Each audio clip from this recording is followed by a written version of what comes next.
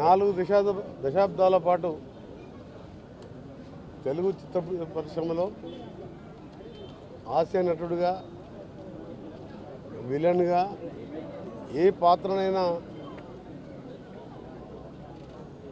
తన తరహాలో పోషిస్తూ 2 రాష్ట్రాల ప్రజల గుండెల్లో ఉన్న కోట శ్రీనివాసరావు గారి మృతి నిజంగా చాలా దిగ్భ్రాంతికి గురి చేసింది.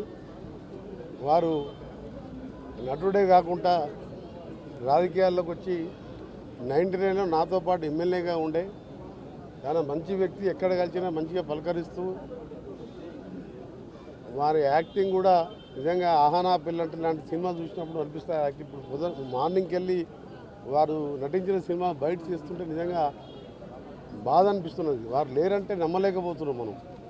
అలాంటి నటుడు, సామాజిక స్పృహ ఉన్న నేత, రాజకీయంగా 5 సంవత్సరాల ఎమ్మెల్యేగా సేవలు అందించిన ప్రముఖ నటుడు నిజంగా ఈరోజు మరణించడం బాధాకరం.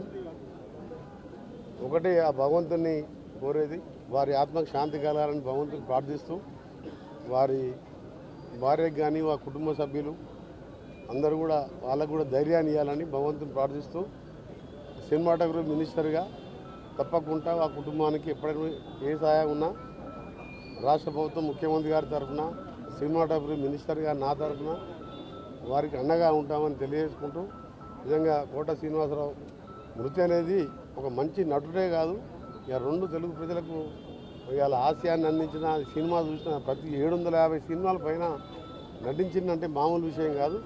అలాంటి కోట సినిమా లేకపోవడం బాధాకరం.